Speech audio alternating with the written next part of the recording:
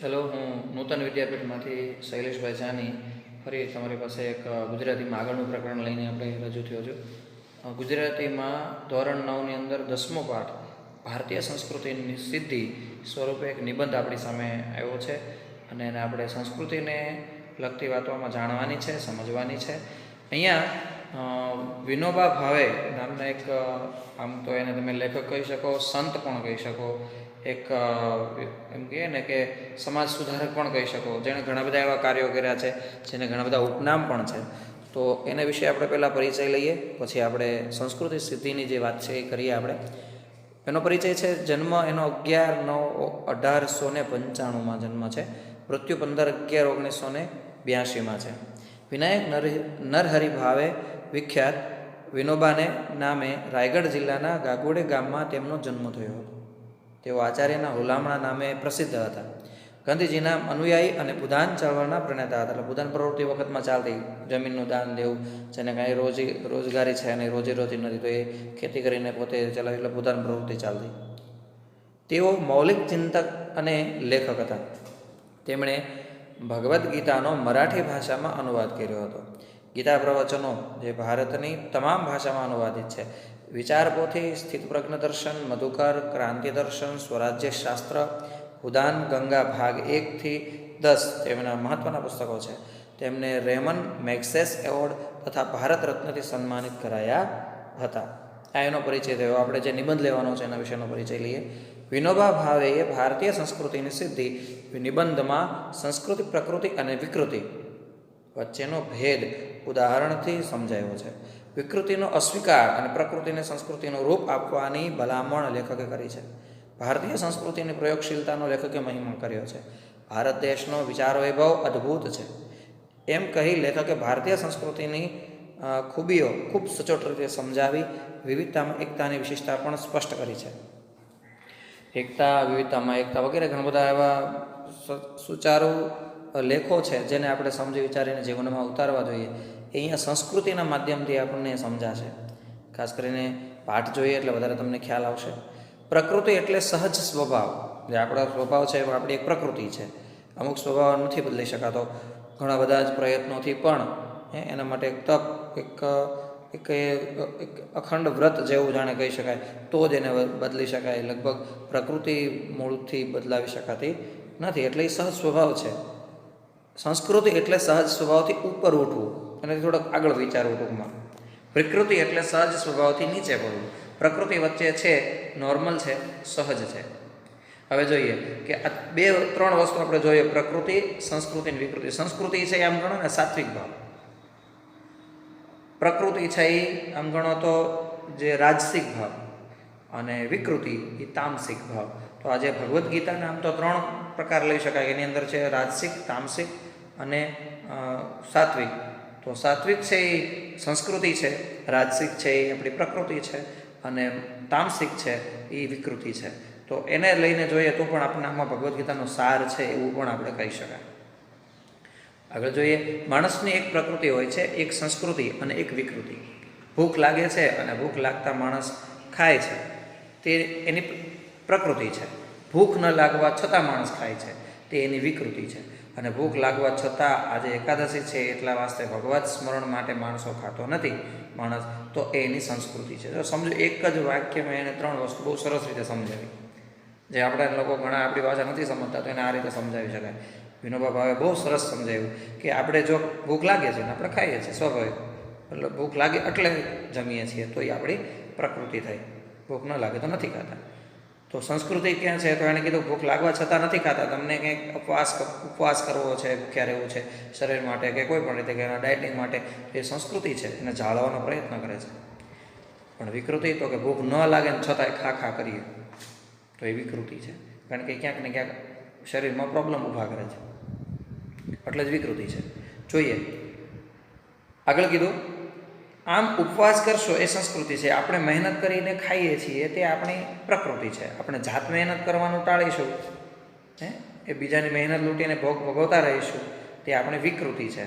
આ વસ્તુ ભલે મોટા ભાગના માણસોમાં દેખાતી હોય, તેમ છતાં આ માણસની પ્રકૃતિ નથી. વિકૃતિ જ છે. ભલે ને આ પ્રકારની વિકૃતિ પ્રાચીન કાળથી આજ સુધી દેખાતી હોય, તેમ છતાં આ કદાપી સંસ્કૃતિ હોઈ શકે નહીં, પરંતુ આપણા શ્રમથી પેદા થયેલી ચીજ અને પણ બીજાને આપ્યા વિના ભોગવવી નહીં, આપીને અને વહેંચીને જ ભોગવવી એ આપણી સંસ્કૃતિ છે. કોઈ પણ વસ્તુ આપણે એમનામ ન ભોગવવી જોઈએ, બીજાને જમાડીને જમીએ નથી કહેતા, બીજા વસ્તુઓ આપીને આપણે વાપરીએ વગેરે, તો એ સંસ્કૃતિ છે. આગળ કીધું માણસની સંસ્કૃતિ છે. માણસમાં અને પશુમાં ફરક છે, અંતર છે. આ અંતરને વધારવું, પશુપણામાંથી નીકળતા જઈને માણસપણા તરફ આગળ વધતા જવું, તેને જ સંસ્કૃતિ વર્ધન કહે છે. માણસ સુખ અને આનંદ શોધે છે એ ખરું, પરંતુ કયો આનંદ વિકૃત છે, કયો પ્રાકૃત છે અને કયો સંસ્કૃત છે તેનો ખ્યાલ રાખવો પડે. જે સુખ સહુને આનંદ આપી શકે એવું હોય એ જ ખરું સુખ છે અને એ જ સુસંસ્કૃત આનંદ છે. જે આનંદ આપણને સંસ્કૃતિ તરફ લઈ જાય છે એ જ સાચો આનંદ છે. સંસ્કૃતિ ક્યારેક ખરાબ નથી હોતી, ક્યારેક ખરાબ સંસ્કૃતિ હોય જ નહીં, એટલે તેને સંસ્કૃતિ કહેવાય છે. વિકૃતિ જ ખરાબ હોય છે અને પ્રકૃતિ એ આપણે ન ખરાબ કહી શકીએ, ન સારી, કારણ કે સારી બહુ ખરાબ એની જરૂરી છે એટલું જ આપણે ઉપયોગ કરીએ. તે જેવી છે એવી જ છે. કાગડો કાળો છે તેને આપણે ખરાબ ન કહી શકીએ, કેમ કે તે એની પ્રકૃતિ છે. બગલો સફેદ છે પણ તે એટલા માત્રથી આપણે તેને સારો ન કહી શકીએ, કેમ કે તે એની પ્રકૃતિ છે. પ્રકૃતિથી ઉપર ઉઠીને આગળ વધવું એ જ સંસ્કૃતિ છે. બહુ સરસ સમજાવ્યું એને. કોઈના કલર જોઈને પણ આપણે નક્કી નથી કરી શકતા કે આ માણસ સંસ્કૃતિમાં છે, પ્રકૃતિમાં છે, વિકૃતિમાં છે. એ તો એના સ્વભાવગત જ હોય છે. ઘણીવાર આપણે વિકૃતિને પણ સંસ્કૃતિ માની લેવાની ભૂલ કરી બેસીએ છીએ, એટલે આ બાબત સાવધ રહેવાની જરૂર છે. આજે પશ્ચિમના લોકો વિજ્ઞાનમાં ઘણા આગળ વધ્યા છે, એમની પાસેથી આપણે લેવા લાયક ઘણું છે, પરંતુ એમનામાં ઘણો વિકૃતિનોય અંશ પડ્યો છે. તેને સંસ્કૃતિ માની લેવાની ભૂલ આપણે ન કરીએ. એમની વિકૃતિ કંઈ આપણે અપનાવવાની નથી, તે સિવાય દુનિયાભરની જેટલી સંસ્કૃતિ છે તે આપણે અપનાવી લેવાની છે. એની સાથોસાથ એ પણ ધ્યાનમાં રાખીએ કે દુનિયાભરની સંસ્કૃતિ લઈએ પણ આપણે ત્યાંની પણ ભલે હોય વિકૃતિ આપણને ન ખપે. આપણે ત્યાં પ્રાચીન કાળથી કોઈ એક જ ચીજ ચાલી આવતી હોય પણ તે જો વિકૃતિ હોય તો તેનો સ્વીકાર હરગીજ ન કરવો જોઈએ. વિકૃતિ બીજાઓની હોય કે આપણી હોય સદંતર વર્જ્ય છે અને પ્રકૃતિને સ્વીકારવી પણ તેનું એ હંમેશા શોધન કરતા રહેવું. પ્રકૃતિએ હર હંમેશા સંસ્કૃતિનું રૂપ આપતા રહેવું જોઈએ. અહીંયા પ્રકૃતિ વિશે ઘણું વિશે સમજાયું છે અને એના ઉદાહરણો જોયા પછી ખરેખર સમજવા જેવા હોય છે. ખાવાનું આપણે ન છોડી શકીએ કારણ કે તે પ્રકૃતિ છે, પણ માંસાહાર છોડી શકીએ, તે જરૂર છોડીએ, કેમ કે તે સંસ્કૃતિનું દિશાનું આગળનું પગલું છે. ખાવામાં સંયમ રાખી શકીએ તો જરૂર રાખીએ, કારણ કે તેમ કરવાથી સંસ્કૃતિની દિશામાં એટલા આગળ વધીશું અથવા આગળ વધી શકીશું. મારું તો માનવું છે કે વિજ્ઞાનની જેમ જેમ પ્રગતિ થતી જશે, માણસમાં વૈજ્ઞાનિક વૃત્તિ જેમ જેમ વધતી જશે તેમ તેમ વિકૃતિઓ ક્ષીણ થતી જશે અને માણસ સંસ્કૃતિની દિશામાં આગળ વધતો જશે.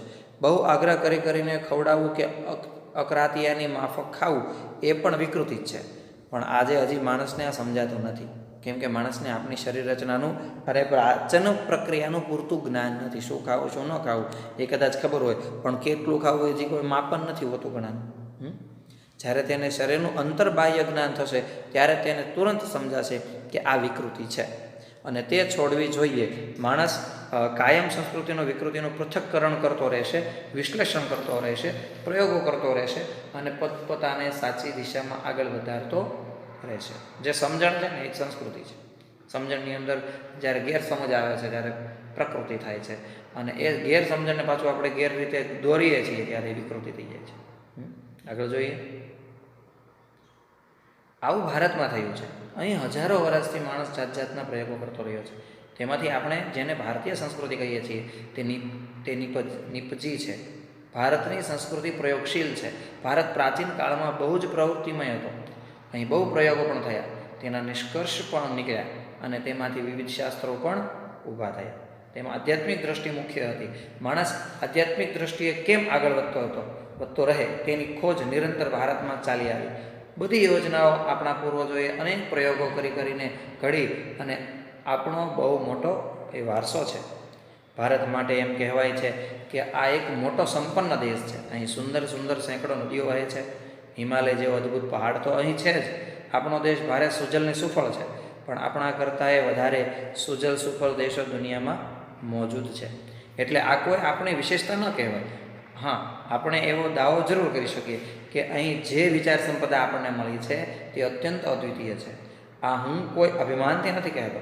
જો હું કોઈ બીજા દેશમાં જન્મ્યો હોત તો પણ નિષ્પક્ષપણે તટસ્થતાથી ભારત વિશે આવું જ કહેત કે ભારતનો વિચાર વૈભવ ખરેખર અદ્વિતીય છે. હાલાકી અત્યારે વિચારોમાં ઘણો બધો તફાવત જોવા મળે છે. પ્રાચીન સંસ્કૃતિ આવવાના કારણે એની અંદર તફાવત જોવા મળે છે, પણ મૂળ સંસ્કૃતિ બદલાવાની નથી. કારણ કે સંસ્કૃતિ આપણી પ્રકૃતિની અંદર વણાયેલી છે એવું હું કહી શકું. ભારતમાં વૈદિક ઋષિઓથી લઈને આજ સુધી શબ્દોની એક અખંડ પરંપરા ચાલી આવી છે. હું દુનિયામાં બીજો કોઈ દેશ એવો નથી જોતો કે જેની ભાષામાં 10,000 વર્ષથી એના એ શબ્દ ચાલ્યા આવતા હોય. ભારતમાં શબ્દ શક્તિનું જેટલા ઊંડાણથી ચિંતન થયું છે તેટલું બીજે ક્યાંય નથી થયું. ભારતે પોતાના પુરાણા શબ્દોને તોડ્યા નથી, નવા જરૂર બનાવ્યા છે. સાથે જ જુદા શબ્દોમાં નવા અર્થ નાખીને તેમનો વિકાસ કર્યો છે. આ શબ્દ પરંપરા ભારતમાં પહેલેથી આજ સુધી અખંડ ચાલી આવી છે અને બીજે ક્યાંય આવું જોવા મળતું નથી. યાસ્કાચાર્યએ કહ્યું છે કે આપણી સનાતન છતાં નિત્ય નૂતન સંસ્કૃતિ છે. આપણી ભીતર એક અખંડ તંતુ કાયમ છે. પુરાણા જમાનાના કોઈ ઋષિ આજે આવે તો તેને આપણો બાહ્ય વેશ ભલે જુદો દેખાય, પણ એને આપણામાં એવું કંઈક અવશ્ય દેખાશે જેને લીધે એ કહી ઉઠશે કે આ મારા જ બાળકો છે. આપણી ભીતર કોઈક શાશ્વત, સ્નિગ્ધ, ચવડ, કઠોર અને જીવતરવાળી વસ્તુ છે જે બદલાતી નથી. આ આપણું એક અનોખું બળ છે. આપણે જોજો ઘણીવાર તમને એનું ઉદાહરણ આપું. કોઈ સભા ચાલી રહી છે, કોઈ પરિષદ ચાલી રહ્યું છે, કોઈ એવી વસ્તુ કે જ્યાં કદાચ આપણે એકદમ શિસ્તથી બેઠા હોઈએ, એકદમ જબરજસ્ત કોઈનો ડર છે કે કદાચ કંઈક આપણે હલનચલન કરશું તો તકલીફ થશે અથવા મારું ખરાબ લાગશે, સમજો. એવી જગ્યાએ સમજી લો કોઈ શિસ્તબદ્ધ ઊભા છે ને એમાંથી કોઈ વ્યક્તિને ચક્કર આવ્યા, પડી ગયા, તો બધી જ શિસ્તતા એક બાજુ મૂકીને બધા જ લોકો એની પાસે દોડશે અને એને દવાખાને પહોંચાડવાનો પ્રયત્ન કરશે. અથવા તો એ બધી જ શિસ્તતા, જે ડર હતો એ જતો રહેશે. કેમ? તો કે એને સેવાને પ્રથમ એ માર્ગદર્શન માનશે અને સેવાને પ્રથમ સ્થાન આપશે. તો આ આપણી સંસ્કૃતિ છે, એ ક્યાંય નથી જવાનું. ગમે તેવા કપડાં પહેરી લઈએ, વિચારો નથી બદલાઈ જવાના. તો આ વસ્તુ બહુ સહજ અને સરળ છે. હજારો વર્ષોનો આપણો પુરાતન દેશ છે. જ્યારે બીજા દેશોના ઇતિહાસનો આરંભ પણ નહોતો થયો ત્યારે આપણા પૂર્વજો ગૌરવ શિખર ઉપર પહોંચી ગયા હતા. અનેક પરિવર્તન આવ્યા, છતાં અહીંની પરંપરા અતૂટ રહી, જે પ્રાચીનતમ કાળ સાથે આપણને જોડી રાખે છે. સ્થળ કાળના ભેદો છતાં અહીં એકતાનું જ દર્શન થાય છે. અહીં કહેવાયો છે કે દુર્લભ ભારતે જન્મ, દુર્લભમ ભારતે જન્મ, કે આપણો આ ભારત દેશ પરમ પવિત્ર દેશ છે, કે અહીંયા ભારતમાં જન્મ લેવો એ દુર્લભ વસ્તુ છે. દુર્લભ એટલે બહુ અઘરું છે, એમ આપણા પૂર્વજો કહ્યા કરતા. દુર્લભમ મહારાષ્ટ્ર જન્મમ, દુર્લભમ ગુર્જરેશુ જન્મ, એવો વચન તમે અહીં ક્યાંય નહીં મળે. તુલસીદાસજી પણ કહે છે, ભલે ભારત ભૂમિ ભલે કુલ જન્મ. 500 વર્ષ પહેલાં ગુજરાતના કવિ નરસિંહ મહેતાએ પણ ગાયું હતું કે ભરતખંડ ભૂતળમાં જન્મી, જેણે ગોવિંદના ગુણ ગાયા રે. આજે તમને કદાચ જોવા મળે કે આ કરતાં તો અમેરિકામાં જન્મ તારું તો આવું કહે છે. કેમ? કારણ કે અહીંની સંસ્કૃતિને પચાવી નથી શકતા એટલે બોલે છે. અહીંની સંસ્કૃતિને નિભાવી નથી શકતા એટલે બોલે છે. સ્વતંત્રતા માણસને જોઈએ છે. સ્વતંત્રતા આપણી જેવી ક્યાંય નથી. જો આવડત હોય તો સમજવાનો વિચાર છે. સંસ્કૃતિ છે ને એ તમને સ્વતંત્રતા જ આપે છે, એ તમને બંધન નથી આપતું. પણ જો એ વિચારધારા આપણી અવળી છે એટલા માટે. આગળ કીધું 500 વર્ષ પહેલાં ગુજરાતમાં કવિ નરસિંહ મહેતાએ પણ આ કહ્યું ને, ભરત અખંડ ભૂતળમાં જન્મી, જેણે ગોવિંદના ગુણ ગાયા રે, તે ધન્ય છે. આ જ વાત અસમના શંકરદેવ અને માધવદેવે પણ કહી. ના નરસિંહ મહેતાએ ગુજરાતનો મહિમા ગાયો, ને શંકરદેવે અસમનો મહિમા ગાયો. અને માધવદેવે પણ કહી, ન નરસિંહ મહેતાએ ગુજરાતનો મહિમા વગેરે. એકબીજાની ભાષા તો તેઓ જાણતા નહોતા, એકબીજાને નહોતા જાણતા, છતાં ભારત અમારી પુણ્યભૂમિ છે અને અમે તેમાં જન્મ પામ્યા, તેથી ધન્ય થઈ ગયા, એવું એ બંને અનુભવ્યું અને વ્યક્ત પણ કર્યું છે. તો આ બધું કેમ? કારણ કે એ કોઈ એક રાજ્યને અનુલક્ષીને નહીં, કોઈ એક દેશને અનુલક્ષીને એણે મહત્ત્વ બતાવ્યું છે, એની વાત એણે કરી છે. આગળ જોઈએ. આવી રીતે આખા ભારતનું અભિમાન એ કાંઈ પ્રકૃતિ નથી, બલકે સંસ્કૃતિ છે. જ્યાં એવી ભાષાઓ છે કે ન જાણતો હોય તેને શીખતા એ વર્ષો નીકળી જાય. એવી વિભિન્ન ભાષાઓ અને અપરંપાર વિવિધતાવાળા આ ભૂખંડને એક દેશ માનવો એ સંસ્કૃતિ છે. પ્રકૃતિથી ઉપર ઉઠીને આ સંસ્કૃતિ સધાય છે. એવી ભારતીય સંસ્કૃતિને આપણે જાળવવાની છે અને આગળ વધારવાની છે. ભારતીય સંસ્કૃતિમાંથી આ પાઠ લેવામાં આવ્યો છે. નિબંધ બહુ સરસ છે. સંસ્કૃતિને સમજવાનું છે. ખરેખર તમે સંસ્કૃતિ, પ્રકૃતિ અને વિકૃતિને જો સમજી લેશો તો ભગવદ્ ગીતાને તો અડધી તમે આત્મસાત કરી નાખશો, એવું મારું માનવું છે. મારું વાંચન છે એની અંદર, એટલે હું તમને કહી શકું છું કે એની અંદર આ જ સાર છે કે જે સંસ્કૃતિને સમજે છે એ વિકૃતિને દૂર કરી શકે અને પ્રકૃતિને પચાવી શકે. આ બે વસ્તુ સમજણવાળી છે. કોઈ પણ વસ્તુ અઘરી નથી, કોઈ પણ વસ્તુ ના સમજવાળી નથી. બધી જ વસ્તુની અંદર જો સમજણ આવી જાય તો માણસ ગમે તે કરી શકે છે. અને એના ઉદાહરણો આપણા ઇતિહાસકારો પણ ઘણું બધું કહી ગયા છે. અહીંયા શબ્દ સમજૂતી, સમાનાર્થી શબ્દો, વિરુદ્ધાર્થી વગેરે સ્વાધ્યાય પણ આગળ છે આપ્યા છે ને આપણે કમ્પ્લીટ કરવાના છે. તમારે અનુકૂળતા એ સરળ રીતે, સહજ રીતે કરી શકો એ જ રીતે આપણે આરામથી અને સરસ રીતે ભાષાની અંદર પણ જો જેટલું થાય એટલા શબ્દાવલી કરજો. કારણ કે ગુજરાતી ભાષા એવી છે કે એની અંદર તમને નવા નવા શબ્દો મળશે, સુદૃઢ શબ્દો મળશે. એને તમે જો આત્મસાત કરશો તો તમને ભવિષ્યમાં બહુ કામ લાગશે. ખરેખર તો સંસ્કૃત અને ગુજરાતી વિષય જ એવા છે કે જેની અંદર નવા જેટલા શબ્દો મળે એને આત્મસાત કરવા જોઈએ, યાદ કરવા જોઈએ, જેથી કરીને તમારી સંસ્કૃતિની સાથે સાથે તમારી ભાષા ભંડોળ એટલું વધશે, એક નવી સંસ્કૃતિ ઊભી કરશે અને તમારો પાયો નખાશે. અહીં સુધી રાખીશું. છતાં પણ આપણે બીજો એક આગળના પાઠ આપણે પછી આગળ લઈને પાછા